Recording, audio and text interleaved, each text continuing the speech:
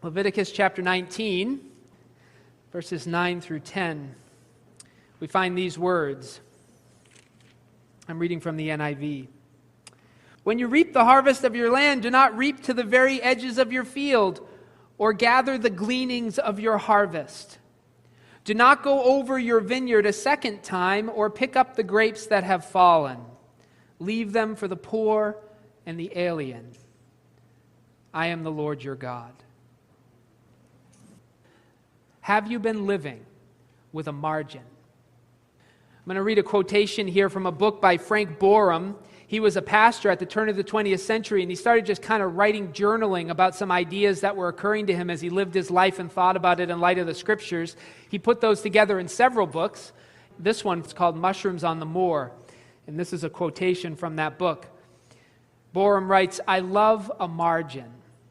There's something delicious, luxurious, glorious in the spacious field of creamy paper bounded by the black letterpress on one side and the gilt edges on the other.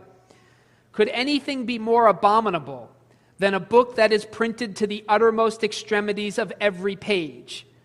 It is an outrage, I aver, on human nature. Indeed, it is an outrage upon nature herself, for nature loves her margins even more than I do. She goes in for margins on a truly stupendous scale. She wants a bird, so a dozen are hatched. She knows perfectly well that 11 out of the 12 are merely margin. She wants a tree, so she plants 100. She knows that 99 are margin, to be browsed down by cattle, but she means to make sure of her one. I fancy there's a good deal in it. It is the margin that makes all the difference. If the work that absolutely must be done occupies every waking moment of my time, I'm a slave. But if it leaves a margin of a single hour, I'm in clover. If my receipts will only just balance my expenditure, I'm living a mere hand-to-mouth existence. But if they leave me a margin, I jingle the odd coins in my pocket with the pride of a prince. I believe that one of the supreme aims of a man's life should be to secure a margin. Nature does it, and we must copy her. A good life, like a good book, should have a good margin. Do you have a margin? Are you living to the edges of your time? Are you living to the edges of your finances? Are you reaping to the edges of your fields? If we're living the way that the world tells us to live, the answer to that is obviously yes. But the law of Moses is built on the premise that humans cannot flourish without a margin.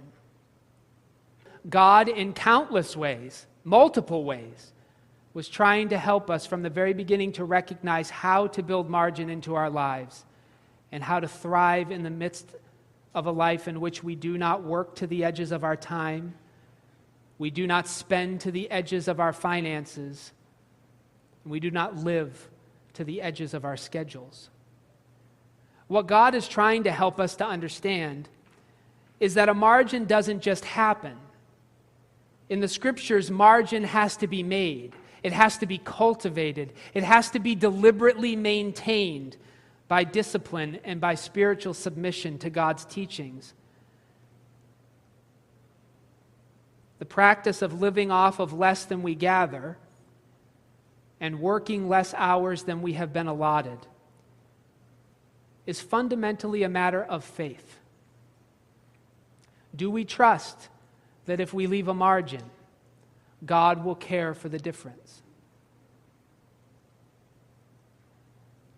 To live with a margin, not only is it for our health, but it is also the only way to grow our faith. The life of the people of God is a way of life bounded by margins. And in the law of Moses, we find that God instructs that his people who believe in him and trust in him and follow him must cultivate a margin for rest, must cultivate a margin for compassion, and must cultivate a margin for worship. Let's look first at a margin for rest. Exodus chapter 20, beginning in verse 8, we find these words. Remember the Sabbath day by keeping it holy. 6 days you shall labor and do all your work, but the seventh day is a Sabbath to the Lord your God. On it you shall not do any work, neither you nor your son or daughter, nor your male or female servant, nor your animals, nor any foreigner residing in your towns. For in 6 days the Lord made the heavens and the earth, the sea and all that is in them. But he rested on the seventh day. Therefore the Lord blessed the Sabbath day and made it holy.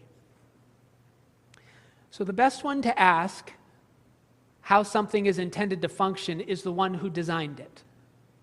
God is the one who created us, and what he tells us through his law is that humans were not built to work wall to wall. We were not built to work 7 days a week. We're simply not designed for that. There is a price to be paid, physically, emotionally, psychologically, and spiritually for doing that, because it is not what we were built to do. God has intended us to build margin into our schedule, a margin for rest. And the Sabbath was much more than simply rest 1 day a week. The Sabbath permeates all of the law of Moses, margin everywhere. 1 day in 7 to rest. Every seventh year the land was to rest. They were not allowed to sow seed in their land. And these were farmers. These were people who lived off the land. They were not allowed to work their land in the seventh year. The land had to rest.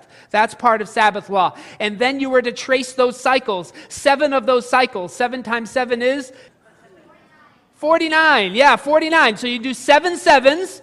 You get 49 years. In the 50th year, all debts that you had accumulated canceled. If you had to sell your family's land to make money to pay off debts, in the 50th year it had to be returned to the original family. You could not keep it. This is Sabbath. Jesus actually says when he comes that his coming inaugurates a year of Jubilee. That's the 50th year when all debts are canceled, when land is returned. It's part of the hope of the gospel. Most of us don't take a day of rest. And Sabbath is a little different today. I mean, it was originally Saturday, the seventh day of the week. Honestly, the seventh day is whatever you count from the first day, right? So if you think Monday's your first day, Sunday is the seventh. But we do it on Sunday because it's the day Jesus rose from the dead and because most Christians in the early church were Gentiles. But we can get into that later. But taking 1 day in 7 to rest is something most of us don't do because we can't afford it. We can't afford that. That's exactly what the Israelites thought. That's exactly why they went out to harvest on the seventh day when God told them they wouldn't find any manna there. They went out to gather their manna, their daily bread on the seventh day because they needed it. But there was nothing there, as God said there wouldn't be, because he wanted them to trust him to give them enough on the sixth day so that they would not need the seventh day.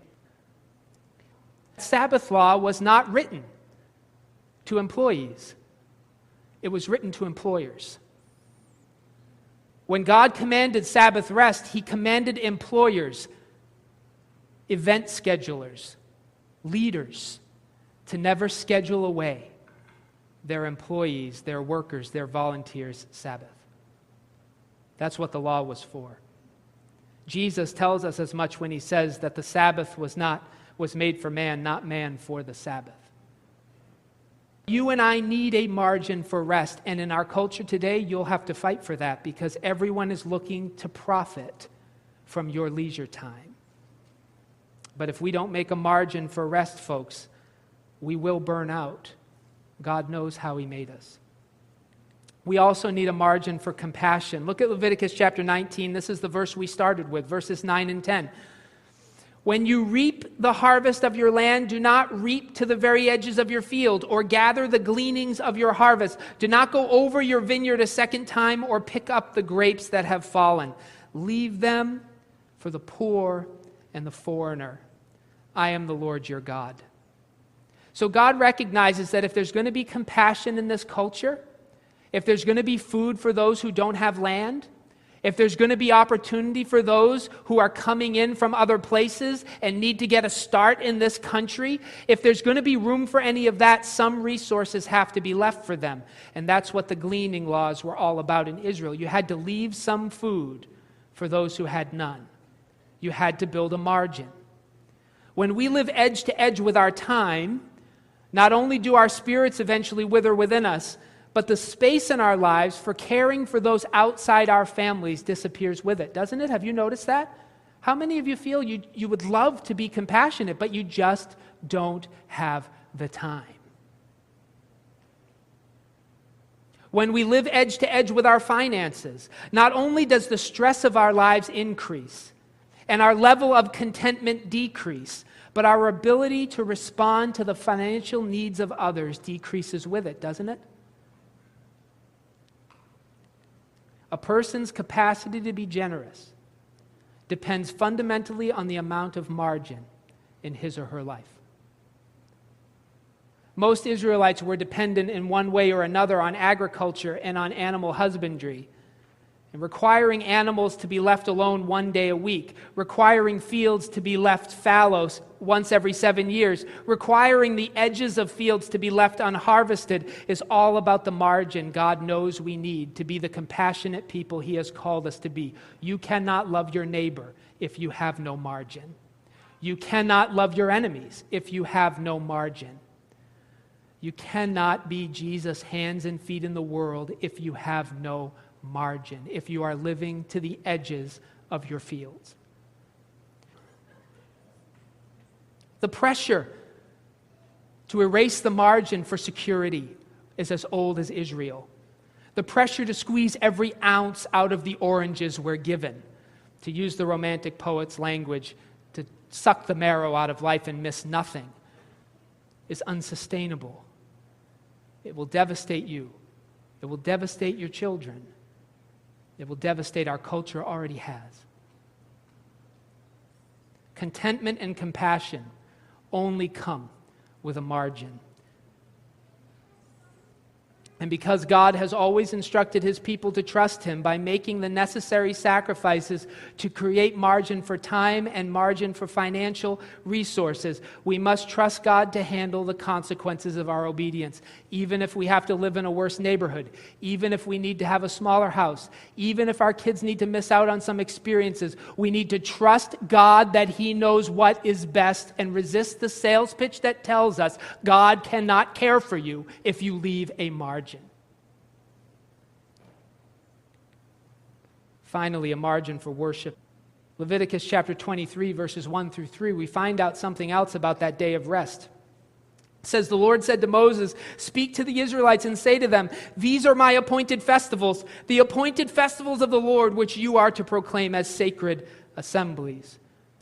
There are 6 days when you may work, but the seventh day is a day of Sabbath rest, a day of sacred assembly. You are not to do any work. Wherever you live, it is a Sabbath to the Lord.'" The passage goes on then to talk about the Feast of Passover in verses 4 through 8, the Feast of First Fruits in verses 9 through 14, the Feast of Weeks, which is called Pentecost in the New Testament, in verses 15 to 22, the Feast of Trumpets, verses 23 to 25, the Day of Atonement Festival, which is verses 26 to 32, and the Feast of Tabernacles. God is really serious about building worship into the life of the people of Israel. Did you hear all those festivals? We have 2.